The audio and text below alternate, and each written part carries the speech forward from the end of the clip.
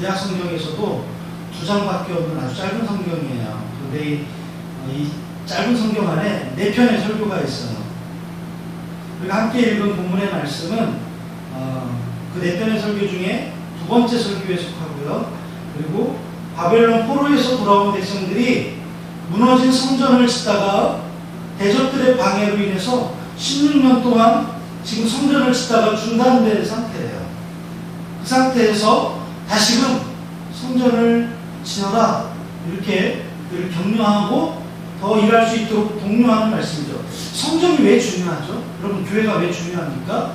오늘날 신약시대에는 교회와 성전을 같은 의미로 혼용해 쓰는데, 성전이 뭐예요? 성전은 그 옛날 모세가 회막에서 하나님의 법궤 그리고 성소와 지성소로 나누어져서 그곳에서 하나님을 만나던 하나님의 임재가 있던 곳, 그것이 성막에, 그것이 솔로몬 왕 때 하나님의 성전으로 크게 지어졌어요. 아주 화려하게. 그것도 외국에서 비싼 나무들을 들여다가, 그리고 아주 가장 뛰어난 기술자들을 데려다가 돌로, 나무로, 그리고 금으로 그렇게 성전을 지었어요. 성전을 뭐길래 이렇게 성전이 중요하게 생각할까요? 성전은 쉬운 말로 우리가 분명하게 이야기하자면, 성전은 하나님 백성들의 자존감이에요. 존재감이에요. 우리는 하나님의 백성이다. 또한 하나님이 우리를 구원하셨다. 하나님이 우리의 하나님이다. 나는 하나님의 백성이다. 우리는 하나님의 사람들이다. 라고 하는 존재감, 자존감, 그것의 증거가 뭐냐면 성전이에요. 이 성전에는 하나님이 계세요.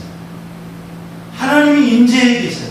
그래서 그 성전을 굉장히 중요하게 생각했어요. 오늘날 교회는 이 성전의 이미지를 그냥 그대로 가지고 온 것 같아요. 그런데 성전은 아니에요. 교회는 하나님께 예배하는 건물이에요. 교회를 성전이라고 부르는 것은 잘못된 거죠. 그런데 그 의미적으로 그 예배 가운데 하나님을 만나고 그 예배를 통해서 하나님의 임재를 경험하기 때문에 그냥 그 의미를 가져다가 그냥 교회를 성전이라고 부르기도 하고 성전이라고 말하기도 하지만, 엄밀한 의미에서는 성전과 교회는 달라요. 게다가 지금은 구약시대가 아니잖아요. 성전 예배 제사를 드리던 때는 성전에서 뭐 했어요? 소와 양과 비둘기와 짐승들을 잡아바치고 대제사장이 1년에 딱 하루만 지성소에 들어가고, 백성들은요 성전들 바깥에서 번제단에 제물을 바치고 그랬어요. 그러니까 교회를 성전이라고 부르는 건 올바른 의미는 아니겠죠. 하지만 의미적으로는 그냥 가져다 쓰고 있어요. 그래서 성전 교회 아닌데 이렇게 말하면 오히려 오해해요. 근데 이스라엘 백성들이 지금 어떻다고 그랬어요? 포로에서 돌아온 백성들이 그 옛날 화려했던 솔로몬 성전은 이미 바벨론과의 전쟁에서 이미 무너졌어요. 없어져 버렸어요. 하나님의 법궤도 사라졌어요. 그 이후로는 법궤가 어디 있는지 아무도 몰라요. 이제 포로로 잡혀간 지 70년이 되어서 그들이 포로에서 귀환하고 하나님의 성전을 지었어요. 솔로몬 성전만큼 화려할까요? 아니, 그렇지 못했어요.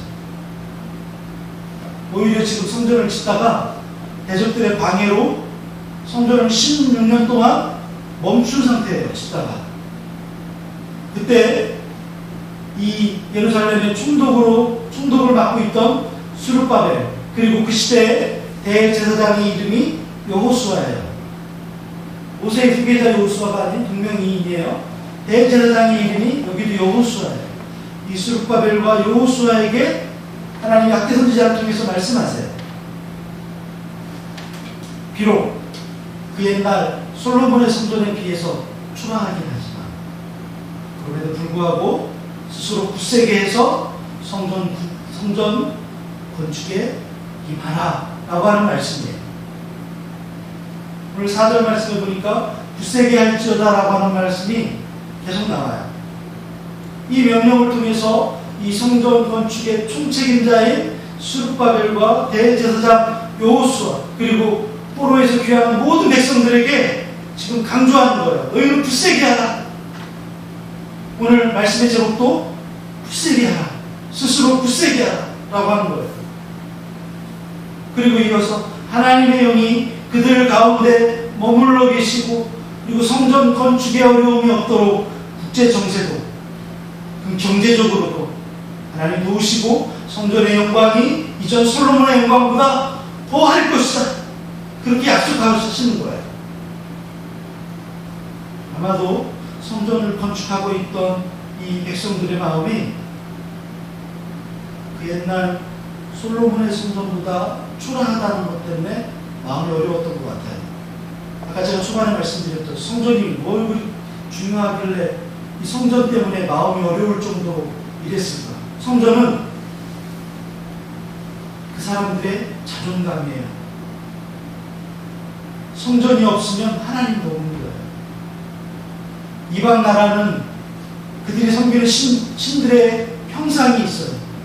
바알, 아스타로, 마르두 다 형상이 있어요. 근데 하나님은 형상이 없어요.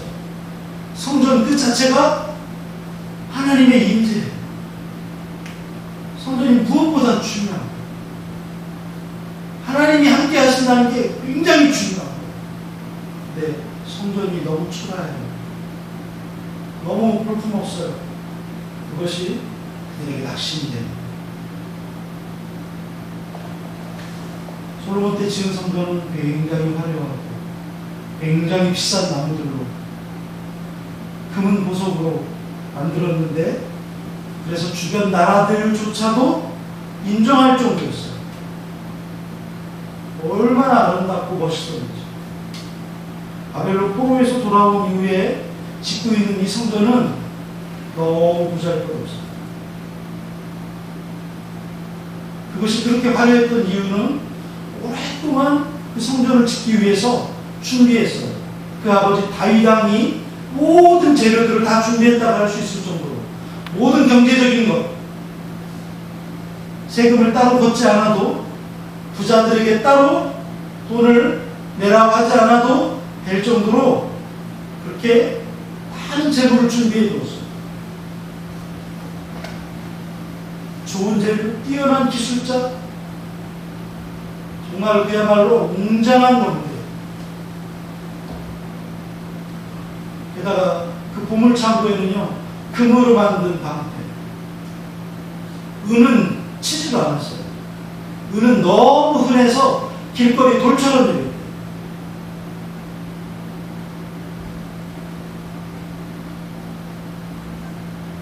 그 성전을 봤던 학계 선지자에 비하면, 학계 선지자의 말에 의하면 너무 보잘것없다.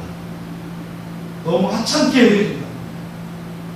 좋은 자재도 사용하지 않았고 훌륭한 기술자도 없고 은이나 금으로 치장하지도 않았어요.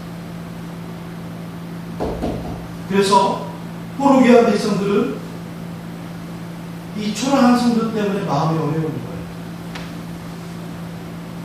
이 외에도 또 어려운 게 있죠. 뭐가 있을까요? 하나님의 언약궤가 없어요. 하나님의 언약의 상징인 그 언약궤. 하나님께서 바로 그 언약궤 위에서 백성들을 만나주시겠다고 했던 그 언약궤가 없어요. 언약궤가 없으니까 어떻게 생각해요? 하나님이 안 계실 것 같은 두려움이 생긴 거죠. 이런 불안감이 있어요. 여기에다가 아직도 지속적으로 이 성전 건축을 방해하는 이런 세력들이 있어요. 그전에도 바벨론의 왕한테, 이 바사의 왕한테 조서를 보내가지고 성전을 짓지 못하도록 그렇게 만들었었는데 이번에도 역시 또 이런 사람들이, 그러니 낙심의 낙심은 그 낙심의 깊이가 더해지는 거죠. 그때 하나님은 그들에게 하나님이 함께 하심을 깨닫게 해주시고자 그들의 마음을 강하게 해서 성전을 건축할 것을 그들에게 계속 독려하시고 뭐라고 하시냐면 내가 그 성전을 짓는데 어려움이 없게 해주겠다. 이렇게 하나님이 약속까지 해주시는 거예요. 게다가 지금 이 성전의 모습은 초라하기 그지없고 너무 볼품없는 성전이지만 그럼에도 불구하고 이전 솔로몬의 성전보다 더 하나님의 영광이 충만하게 하겠다라고 하는 하나님의 약속이 있었어요. 단지 선지자가 혼자 짓거리는 그런 말이 아니었어요. 하나님이 직접 학개 선지자에게 그렇게 말씀을 전해주시는 거예요. 초라한 성전이 그 웅장했던 솔로몬 성전보다 더 하나님의 영광이 있게 해주고 그래서 위로해 주시는 거예요. 근데 오늘 이 말씀은 오늘 우리들에게 정말 의미 있는 말씀이라고 생각해요. 교회의 영광은 외형과 화려함에 있는 것이 아니라는 거예요. 교회는 외형을 크고 화려하게 치장하는 것에 마음을 두기보다 하나님의 영이 거하시게 하도록 그 교회를 가꾸고 세우는 것에 힘써야 돼요. 하나님이 거하시는, 하나님의 성령이 거하시는 하나님의 성전은 뭘 가리키는 걸까요? 바로 예수님을 구주로 영접한 우리 성도들, 우리 한 사람 한 사람이 하나님의 영이 거하시는 하나님의 영광스러운 성전입니다. 우리가 하나님의 성전입니다. 세상적인 수분이나 명예나 권력으로 영광스러운 성전이 되는 게 아니에요. 우리 교회에 국회의원이 나오고 정부에 높은 사람들이 와서 그 사람들 때문에 영광스러워지는 게 아니에요. 다시 말해요. 멋진 성가대가 있고 오케스트라가 있어서 하나님의 영광이 임하는 게 아니라는 거예요. 오늘 우리가 비록 작은 개척교회에 모여서 예배하고 있지만 우리의 예배가 하나님의 영광이 가득한 아름다운 성전에서 드려지는 그런 예배로 올려지고 있다고 하는 사실을 여러분 믿음으로 고백하게 되기를 간절히 축복합니다. 주눅 들고 위축되고 기가 죽고 도저히 내 자존감이 회복되지 않아서 마음이 어려울 때 여러분 오늘 이 학계에서 나온 이 백성들처럼 우리 마음이 어려울 때 어떻게 해야 될까요? 첫 번째는 오늘 보고 하나님의 말씀을 가까이 해야 돼요. 오늘 2장 1절의 말씀입니다. 오늘 보니까 이렇게 돼 있어요. 한번 같이 읽어볼까요? 시작. 그곳에 따르고 그달 20일에 여호와의 말씀이 선지자에게 임하니라. 네, 그래요. 바벨론 포로였던 백성들이 조국에 돌아왔지만 그들이 처한 환경적인 그 요인 때문에 하나님의 성전을 황폐한 상태로 내버려 두고 공사를 멈췄어요. 그것도 몇 년이요? 16년 동안. 어떻게 됐겠어요? 오늘날로 말하면 골짜가 다 썩었겠죠. 안에 있는 철근은 빨갛게 그냥 물들어서 이거 다시 하려고 하면 다시 허물어야 되겠죠. 그런 상황일 거예요. 그때 학개 선지자는 하나님의 말씀을 선포하기를 자기들의 집은 멋진 집을 짓고 그렇게 살면서 하나님의 성전을 황폐하게 내버려두는 것이 맞냐? 그러면서 책망해요. 제가 좀 전에 위로하고 격려했다고 그랬는데 학개 선지자는 책망을 먼저 시작해요. 너희들은 그 멋진 집을 짓고 살면서 하나님의 성전을 이렇게 황폐하게 내버려두는 것이 옳으지 않다. 오늘 학계에서 1장 4절 5절 말씀에 이렇게 나와있죠. 이 성전이 황폐하였거늘 너희가 이때 완벽한 집에 거주하는 것이 옳으냐. 그러므로 이제 만군의 여호와가 이같이 말하노니 너희는 너희의 행위를 살필지니라. 굉장히 무서운 말씀이에요. 너희는 너희의 행위를 살필지니라. 하나님이 심판하실 거라는 거예요. 그 정도로 그들을 책망합니다. 그때 이 백성들이 잘못을 뉘우치고 다시 성전 공사를 할 준비에 박차를 가요. 그래서 밖에서 1장 14절에 볼까요? 이렇게 돼 있어요. 같이 읽어봅시다. 시작. 사일의 아들 나총독 수르바벨의 마음과 여호사닥의 아들 대제사장 여호수아의 마음과 남은 모든 백성의 마음을 감동시키시네. 그들이 와서 만군의 여호와 그들의 하나님의 전 공사를 하였는데, 이 책망의 말씀을 듣는데 그들의 마음이 감동이 돼요. 그래요. 하나님의 말씀은 여러분 우리가 들을 때 감동이 돼요. 감동이 돼요. 아, 나를 향한 하나님 책망의 말씀이구나. 이 말씀 가운데 하나님에 대해서 우리가 생각하면서 우리가 돌이켜야 돼요. 학개 선지자가 선포한 이 하나님의 말씀이 그들의 말씀을, 그들의 마음을 움직였는데 그것이 그들에게 위로가 되고 용기가 돼요. 여러분, 괜찮아, 잘했어, 잘 될 거야. 이게 위로가, 이게 격려가 되는 게 아니에요. 우리의 잘못한 것들을 정확하게 하나님의 말씀을 통해서 보고 깨달으면서, 그러면서 하나님의 마음이 우리 마음에 부어질 때 그때 우리에게 위로가 되고 용기가 되는 거예요.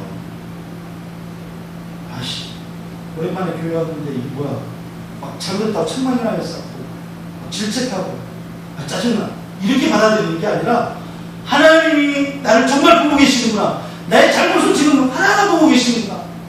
그래서 그들의 마음이 이 말씀을 통해서 책망을 느끼는데 그때 하나님 그들의 마음을 위로하시고 격려하신다. 그리고 다시 오늘 우리가 읽은 학개서 2장 1절 9절의 말씀을 통해서 그들의 마음을 두 번째로 또다시 격려하시는데, 그들이 성전 재건 공사를 이제 막 다시 시작했는데 그러고 나서 얼마 지나지 않아서 새로운 문제에 직면했을 때예요. 이때가 아까 얘기했던 그 실망, 그 낙심이 막 온 거예요. 요즘 표현하면 현타라고 할까요? 너무 어려웠던 거예요. 처음 있었던 그 솔로몬 성전은 너무 화려했는데 지금 짓는 것은 우리가 막 추하고 힘들게 노력해도 너무 초라하게 그지없는 거죠. 언어게 또 없죠. 또한 이 공사를 그나마 시작하는데 또 방해하는 사람들이 있어서 또 다시 도전을 받게 됐죠. 우여곡절 끝에 공사를 다시 재개했는데 그 성전 공사를 다시 중단하고 싶은 그런 유혹을 받을 수밖에 없어요. 그때 하나님이 선지자를 통해서 말씀해 주시면서 격려하세요. 우린 정말 연약한 존재예요. 건강을 잃어도 낙심하고, 재정이 없어도 낙심하고, 사람과 관계가 나빠져도 낙심하고, 문제를 해결할 힘이 없을 때도 우리는 여전히 낙심하고 넘어지기 쉬운 사람들. 하나님 말씀이 매 순간 우리에게 얼마나 중요한 것인지, 날마다 다른 상황을 접하는 우리에게 얼마나 이것이 큰 힘과 격려를 주는 것인지, 우리가 하나님의 말씀을 들을 때 우리가 이걸 느껴요. 우리가 말씀을 통해서 세상이 커 보이는 것이 하나님의 군대를 보는 그런 영적인 눈으로 바뀌어야 돼요. 여러분, 엘리사 선지자 때 엘리사 선지자가 아침에 일어나서 봤더니 그 종이 바깥에 딱 나가봤는데 아람의 군대가 그 살고 있는 그 동네를 완전히 둘러쌌어요. 큰일 났다고 선지자를 깨워요. 선지자님 큰일 났습니다. 아람 군대가 쳐들어와서 이 동네를 완전히 지금 다 포위해버렸습니다. 어떡할까요? 막 혼자 낙심하고 두렵고 어쩔 줄을 몰라 하더라고요. 그때 이 엘리사 선지자가 그 종의 눈을 밝혀줘요. 어떻게 밝혀줘요? 그 눈을 뜨게 해주는데 세상에 하늘의 천군 천사 하나님의 군대가 그 아람의 군대보다 훨씬 많이 지금 하늘에서 지금 전쟁 준비를 하고 막 지금 치려고 하고 있는 것을 눈으로 본 거예요. 네, 여러분, 하나님의 말씀을 가까이 할 때 이런 일이 있는 거예요. 세상이 너무 크게 보이고 지금 상황이 너무 암울하게 보이고 지금 내 모습이 너무 초라해 보일 때 그때 하나님의 말씀이 필요해요. 왜냐하면 하나님이 그 우리의 닫힌 눈들을 열어서 영적인 것들을 보게 하기 때문에 그렇죠. 그래서 우리가 하나님의 말씀을 가까이 해야 되는 거예요. 여러분, 피곤하죠, 힘들죠, 괴롭죠, 어렵죠. 뭐 하고 싶어요? 쉬고 싶어요. 그냥 이 상황을 어떻게든 빨리 벗어나고 싶어요. 그래서 빨리 지금 이것만 안 보이면 좋겠어요. 그렇게 하는 게 아니라는 거예요. 우리가 믿음 생활이라고 하는 것은 우리가 낙심에 빠져있고 힘들 때 가장 먼저 해야 될 게 뭐냐면 하나님의 말씀을 가까이 하는 거예요. 이 말씀을 들을 때 지속적으로 들어야 우리 영혼이 각성이 되는 거예요. 여러분, 힘들어도 우리가 몸이 아파서 병원에 가요. 약을 먹어요. 약 하나를 먹었더니 금방 괜찮아져요? 아니요. 의사가 얘기해요. 아침에 먹고 점심에 이렇게 먹고 저녁에 이렇게 먹으세요. 먹으면서 우리의 몸이 점점 좋아지는 걸 느끼듯이 하나님의 말씀을 지속적으로 가까이 계속해서 할 때 우리의 영혼이 바뀌는 거예요.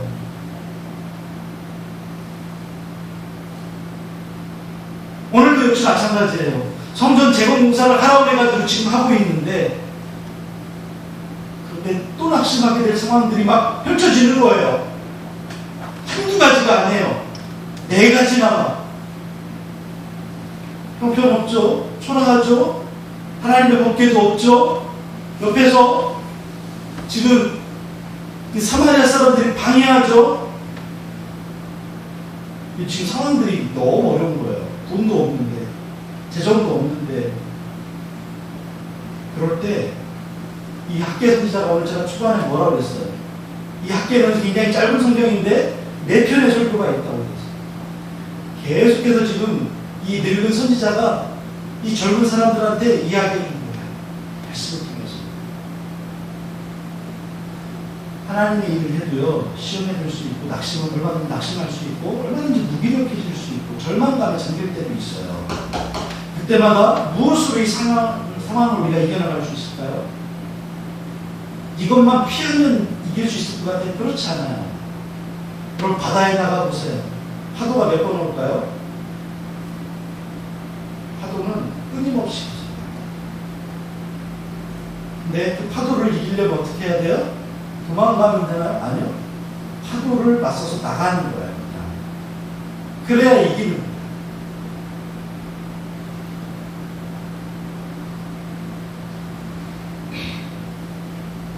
말씀이 사라지면 세상의 기세에 물려요.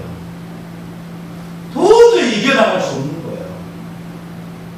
이것만 해결되면 잘 될 것 같죠. 이번 것만 끝나면 잘 될 것 같죠. 그렇지 않아요. 말씀이 사라지면 모든 것에 의심이 들고 하나님이 정말 무기력을 한 것처럼 그렇게 생각이 돼요.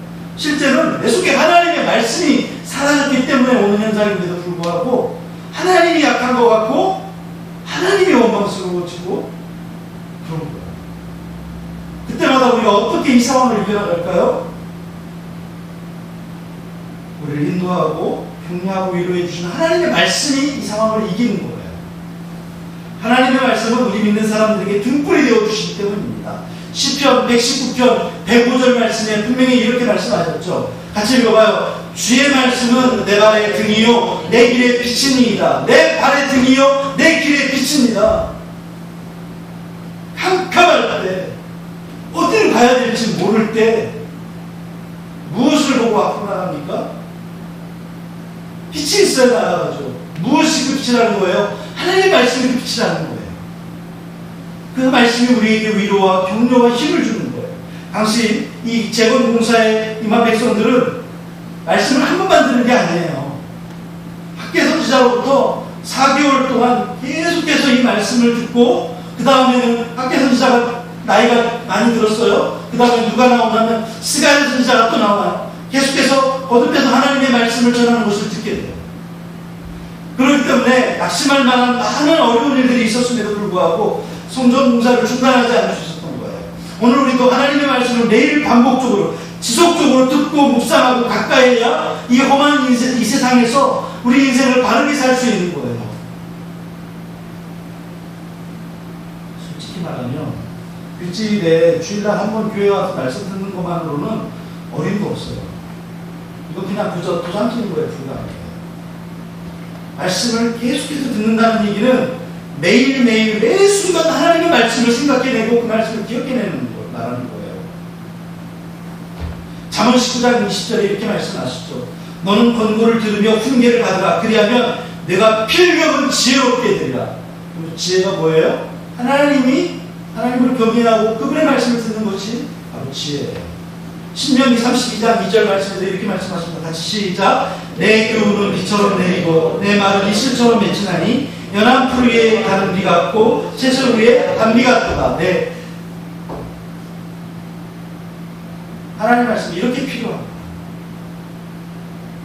두 번째로 교회는 하나님의 영광이 임하시는 곳이에요. 제가 말씀 처음 전할 때 이 성전이 왜 성전 이 성전을 왜 자꾸 얘기하냐, 왜 자꾸 교회에 나오라고 하고 왜 자꾸 교회의 중심으로 우리를 붙잡아 보려고 하느냐, 이런 생각이 들어요. 그래서 이번 주는 나는 내가 드리려고 해요. 이런 말이 왜 나오겠어요? 하나님 모르기 때문에 그래요. 오늘 학교에서 2장 3절 말씀 볼까요? 이렇게 돼 있죠. 너희 가운데 남아있는 자 중에서 이 성전의 이전 영광을 본 자가 누구냐? 이제 이것이 너희에게 어떻게 보이느냐? 이것이 너희 눈에 보잘것없지 아니하냐? 네, 학교 한자는 분명하게 너희들 보는 대로 보잘것없어. 봐라, 벽이 이게 뭐냐?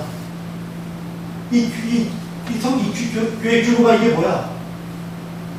자석수를 세보니까 몇 자리 된다 했고 너무 보잘것없다는 거죠. 근데 우리가 다시 힘을 내고 마음을 다잡고 굳세게 하나님을 바라볼 수 있는 이유는 교회는 사람의 기준과 평판으로 세워진 곳이 아니기 때문에 그래요. 비록 대형 교회나 교인들이 많은 교회가 세상에 많이 있지만 그렇다고 작은 교회, 개척교회라고 낙심할 필요가 없어요. 학계 선지자는 하나님의 영광은 외적인 형태로 인지하는 것이 아니라고 말씀하고 있습니다. 포로에서 돌아온 백성들이 그 옛날 화려하고 웅장했던 그 솔로몬 성전에 비해서 지금 짓고 있는 이 성전이, 이 작은 성전이 너무 초라한 것 때문에 지금 사람들이 낙심하고 있어요. 실망하고 있어요.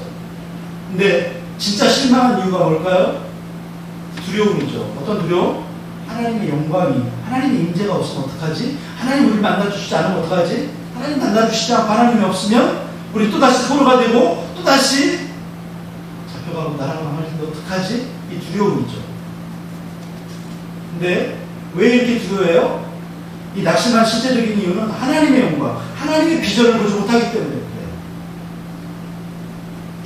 하나님의 영광, 하나님의 비전은 뭘 통해 와요? 말씀을 통해서 오는데 말씀이 없으니까 하나님의 영광을 보지 못하고 하나님의 비전을 보지 못하는 거예요.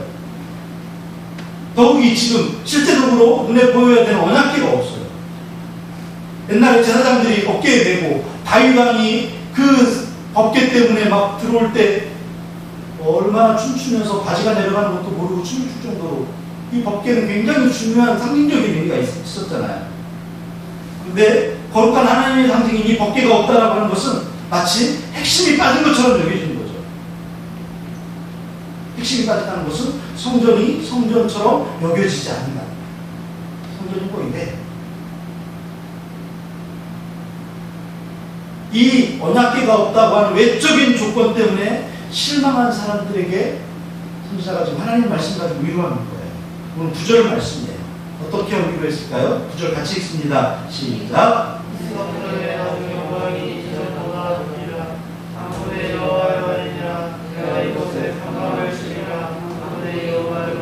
네, 그래요. 이 성전의 나중 영광이 이전 영광보다 크리라.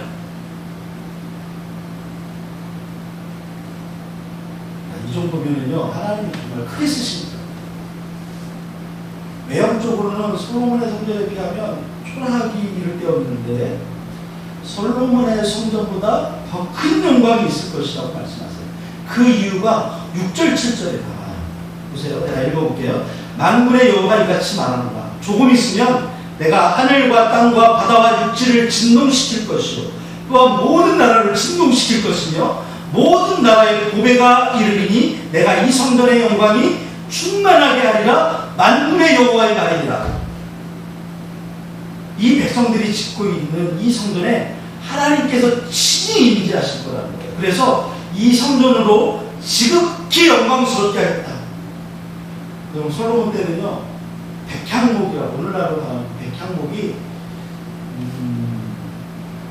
어떤 분이 가치를 환산해서 얘기했는데 요즘은 편백나무가 그렇게 되게 비싸고 가치를 쳐준다면서요. 근데 이 백향목을 지금의 가치로 얘기하면 나무 한 그루 정도가 수천만 원을 넘는다. 그 정도로 이때 당시만 해도 이 나무는 굉장히 귀한 나무, 굉장히 값어치가 나가는 나무. 자, 이렇게 레바논의 백향목으로 웅장하게 지었던 솔로몬의 성전. 근데 지금은 그런 걸 엄두도 못 내고 성전, 이 예루살렘 성 주변에 있는 잡목들을 베어다가 그것으로 지금 성전을 세우는 거예요. 주변 다른 이방 나라의 이방 신전보다 초라하기가 그지없죠. 사람의 눈으로 보면 그렇다 할지라도 하나님께서는 당신의 백성들이 하나님을 신뢰하고 헌신과 수고로 세운 이 성전에 임재하실 것이다. 이렇게 약속하십니다. 범죄로 얼룩져서 하나님의 영광을 거두어버린 그 첫 번째 성전, 그것보다 영화롭고 복되게 할 것이다. 이게 하나님 주신 약속인 거예요. 이 사실을 통해서 우리가 알아야 될 게 뭐냐면 교회는 하나님이 임재하시기 때문에 영화롭고 영광스러운 거예요. 웅장을 내는 성가대, 오케스트라, 그리고 그 수많은 조명, 스피커, 음향, 이것 때문에 영광스러운 게 아니에요. 이건 만들어내는 거예요.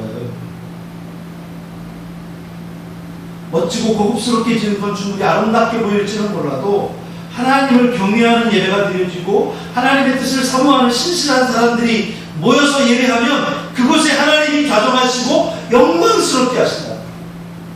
예수님은 두세 사람이 내 이름으로 구하고 내 이름으로 예배하는 그곳에 하나님 계신다고 했습니다.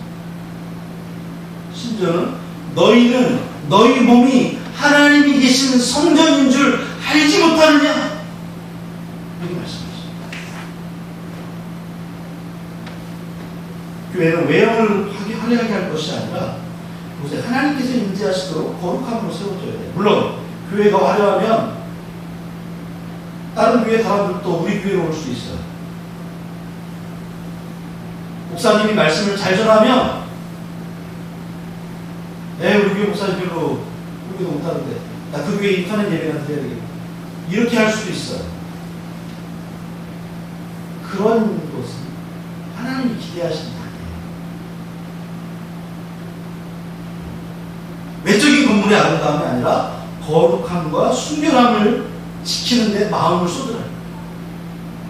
교회의 참된 본질은 하나님을 경외하고 하나님의 임재의 처소가 되는데 거기에 있어요. 그리고 하나님의 비전, 하나님의 영광을 보면 우리의 육적인 눈이 아니라 영적인 눈을 뜨십니다. 그래야 하나님의 영광이 이전 성전보다 더 충만하게 할 것이라고 하는 그 말씀이 이해가 되고 그 말씀 때문에 우리가 힘을 낼 수 있는 거예요. 오늘 우리가 그리스도의 몸된 교회이고 하나님의 영광이 충만한 성전이 되기를 예수님의 이름으로 축복합니다. 세 번째로 믿음으로 굳세게 세워져야 돼요. 오늘 학교에서 2장 4절의 말씀인데요. 여러분 여기 스룹바벨이라고 하는 이 단어하고 여기 여호수아라고 하는 이 단어에 여러분의 이름을 넣어서 한번 읽어볼까요? 그렇게 한번 읽어봅시다. 시작. 그러나 여호와가 이르노라 기러나 스스로 굳세게 할지어다. 여호사닥의 아들 대제사장 기러나 스스로 굳세게 할지어다. 여호와의 말이니라. 이 땅 모든 백성아 스스로 굳세게 하여 일할지어다. 내가 너희와 함께하노라. 만군의 여호와의 날이니라. 네, 학교에서 2장 4절에 스룹바벨과 그리고 여호수아라고 하는 말 대신에 우리 이름을 불러서 한번 읽어봤어요.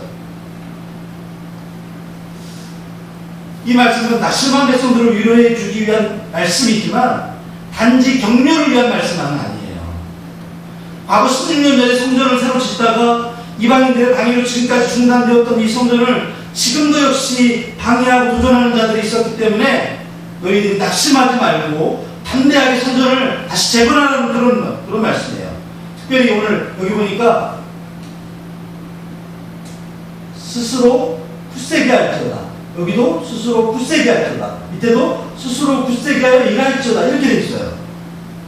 근데 이렇게 상중적으로 강조하신 것은 그냥 무조건 해야 돼! 굳세게 해! 이런 게 아니에요. 이 스룹바벨과 여호수아 모든 백성들에게 굳세게 해야 할 근거를 제시해 주고 있어요. 그게 뭐냐면 여기 그 빨간 거, 내가 너희와 함께 하노라. 만군의 여호와의 말이다. 여러분, 요즘 말로 하면 게임 끝이에요. 내가 너와 함께 하겠다. 신실하신 하나님께서 만군의 하나님으로, 만군의 하나님이라는 말은, 만군의 여호와는 만군대인데, 쉽게 말하면 하나님이 보복하셔서 하나님이 갚아주시고 하나님이 이기신다는 뜻이에요. 만군의 여호와. 이 만군의 여호와라는 말은 성경에서 특별히 이 바벨론 포로기 이후에 굉장히 많이 나와요. 그전에도 간혹 사용한 적은 있지만 이 만군의 여호와는 바로 그런 의미를 갖고 있어요. 하나님 보복하시고 하나님 친히 일하시고 하나님 갚아주시고 하나님 해결하시고 하나님이 구원하시다고 하는 그 의미가 가득 담긴 단어가 만군의 여호와예요. 그들과 함께 하시기 때문에 두려워하지 말고 스스로 굳세게 해서 성전 건축에 임하라는 것. 이런 본문의 말씀은 과거 이스라엘 백성들에게 하셨던 적이 있는 말씀이에요. 언제 하셨냐면 바로 여호수아 1장 6절에서 9절까지예요. 모세 이후에 여호수아라고 하는 젊은 선지자가, 젊은 그 군대 장관이 모세의 뒤를 이어서 백성들을 이끌고 갈 때 하나님이 이 두려워하고 있는 여호수아에게 이런 말씀을 하세요. 강하고 담대하라. 너는 내가 그들의 조상에게 맹세하여 그들에게 주리라 한 땅을 이 백성에게 차지하게 하리라. 오직 강하고 극히 담대하여 나의 종 나의 모세가 네게 명령한 그 율법을 다 지켜 행하고 오르나 좌로나 치우치지 말라. 그리하면 어디로 가든지 그 안에 이 율법책을 내 입에서 떠나지 말게 하여 주야할 것을 묵상하라. 그 안에 기록된 대로 다 지켜 행하라. 그리하면 내 길이 평탄하게 될 것이며 내가 형통하리라. 내가 네게 명령한 것이 아니라 같이 읽어봅시다. 시작. 강하고 담대하라. 두려워하지 말며 놀라지 말라. 내가 어디로 가든지 내 하나님 여호와가 너와 함께하느니라 하십니다. 아멘. 네, 맞아요. 예전에도 이렇게 말씀하셨었어요. 또한 역대상 28장 20절에도 다윗이 그 아들 솔로몬에게 주시는 말씀이 똑같아요. 시작. 또 그의 아들 솔로몬에게 이르되 너는 강하고 담대하게 이 일을 행하라. 두려워하지 말며 놀라지 말라. 내가 여호와의 성전 공사의 모든 일을 마치기까지 여호와 하나님 나의 하나님이 너와 함께 계시사 내게로 떠나지 아니하시고 너를 버리지 아니하시고. 네, 맞아요. 하나님 처음 하신 말씀이에요. 계속해서 두려워하고 염려하고 낙심해 있을 때 그 백성들을 향해 주신 말씀이 바로 이 말씀이에요. 하나님이 무능해서 바벨론에게 멸망하신 것이 아니라 하나님이 힘이 없어서 바벨론의 이 나라가 멸망당하고 하나님의 성전이 무너진 게 아니라 그들이 범죄하고 함께하신 하나님을 거역하고 하나님을 떠났기 때문에 하나님이 그들을 바벨론이라는 막대기를 사용해서 그들을 멸하셨던 거예요. 근데 이제 하나님이 그들을 회복하시죠. 자기 힘으로, 자기 스스로의 힘을 믿고 확신하라는 게 아니에요. 하나님이 함께 하심을 믿고 굳세게 하라고. 그러니까 이 사실을 통해 중요한 사실을 알 수 있어요. 그것은 하나님 우리에게 사명뿐만 아니라 함께 하셔서 돕고 계시다. 요한복음 16장 33절에도 똑같이 말씀하세요. 이것을 너희에게 이루는 것은 너희로 내 안에서 평안을 누리게 하라. 세상에서 너희가 환난을 당하라. 담대하라. 내가 세상을 이기었노라. 맞습니다. 믿음으로 굳세게 돼요. 하나님 우리에게 사명도 주시고 함께 하셔서 능력도 주시고 우리도 때로는 낙심될 때가 있고 절망스러운 마음에 짓눌릴 때도 있지만 하나님 그럴 때마다 이 학계 선지자를 통해 백성들을 격려하신 것처럼 오늘 우리에게도 격려의 말씀을 주고 계세요. 다른 것보다 너무 힘들고 너무 어렵고 너무 괴로울 때 하나님 말씀이 가까이 있어요. 하나님의 영광을 봐야 돼요. 비전을 봐야 돼요. 믿음으로 세워져야 돼요. 다른 거 가까이 하면 점점 약해져서 결국은 하나님과 상관없이 돼요. 제가 지난주 설교에서 말씀드렸죠. 가장 큰 하나님 심판의 말씀이 뭐예요? 내가 너를 알지 못한다. 내가 너를 모른다. 여러분, 하나님이 나를 모른다 그러면 그건 이제 끝난 거예요.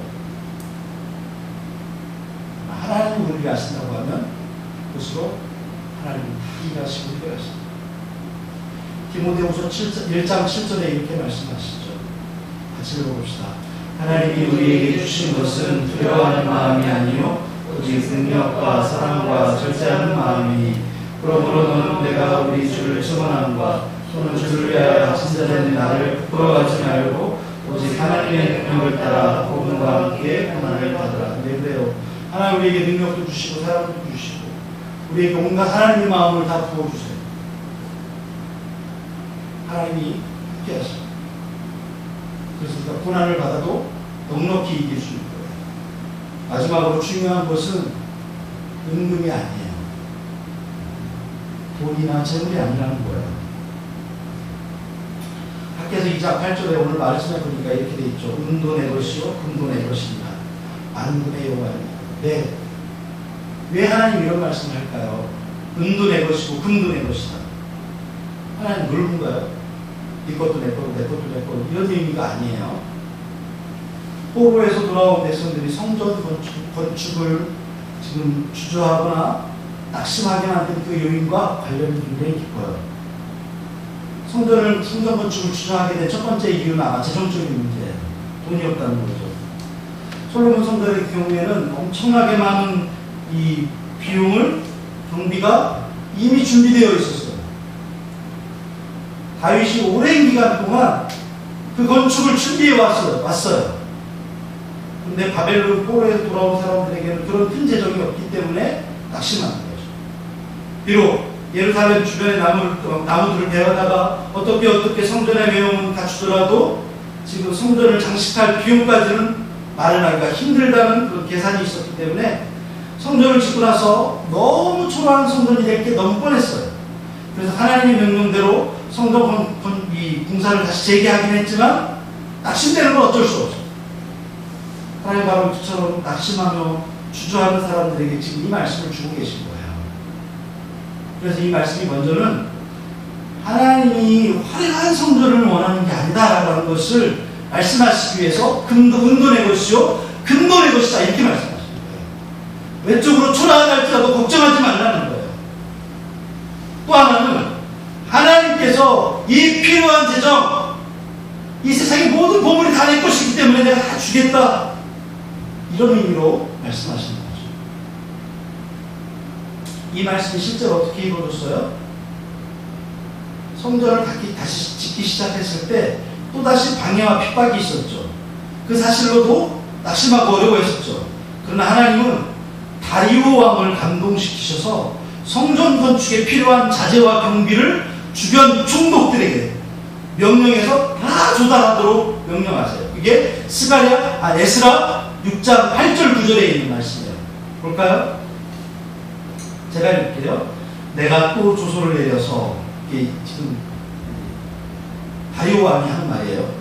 하나님의 이 성전을 건축함에 대하여 너희가 유다 사람의 장로들에게 행할 것을 알리노니 왕의 재산 곧 유브라 대강 건너편에서 거둔 세금 중에서 그 경비를 이 사람들에게 끊임없이 주어 그들로 멈추지 않게 하라. 또 그들이 필요로 하는 것 곧 하늘에 하나님께 드릴 번제의 수송아지와 순양과 어린 양과 또 밀과 소금과 포도주와 기름을 예루살렘 제사장의 요구대로 어김없이 날마다 주어. 누구예요? 대제사장 요소. 이 사람에게 날마다 주라는 거예요. 그 말이 오늘 본문 학계서 2장 7절에도 나와요. 모든 나라의 고배가 이르리라라고 한 말이 바로 이 말이에요. 우리 삶에 있어서 가장 중요한 것은 돈이나 건강이나 사람들이 얘기하는 스펙이나 경험이 아니에요. 가장 중요한 것은 하나님의 말씀에 대한 믿음과 순종인 거예요.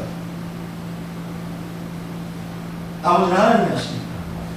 많은 사람들이 하나님의 일도 돈이면 다 된다고 얘기해요. 그러나 우리의 간증과 지금까지 고백을 비춰볼 때 분명히 사람들의 돈이나 외적인 지원이 아니라 하나님이 하신 것을 깨닫게 돼요. 우리가 지금 그 삶을 살아내고 있잖아요. 우리가 지금 살고 있는 집도, 이 교회도 우리 돈으로 합니다. 하나님이 하셨어요.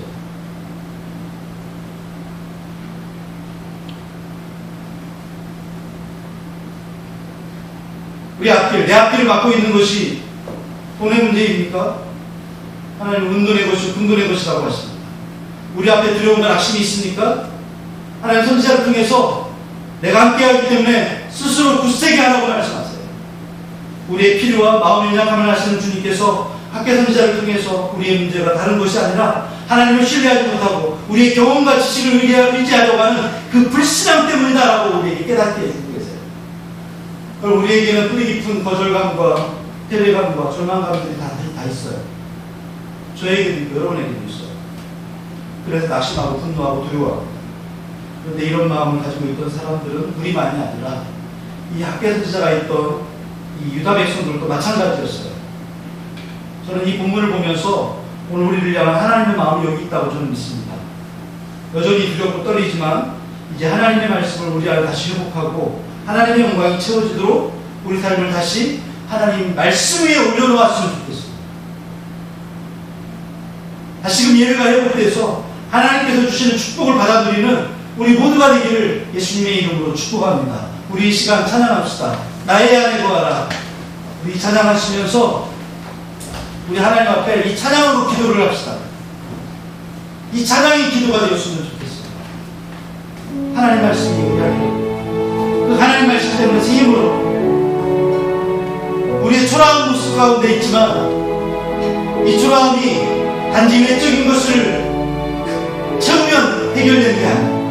하나님 말씀이 없으면 그 초라함은 채워지지 않아요. 하나님 말씀이 있으면 비전이 있고 영광이 있고 하나님 은혜가 있습니다.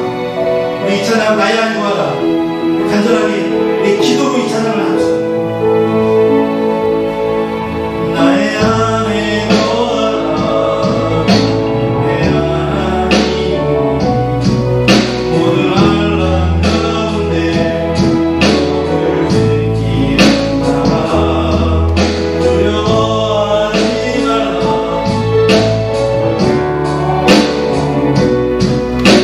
하지 말라 내 손 잡아주리라 다시 한번 나의 안에 거하라 나의 안에 거하라 내 하나님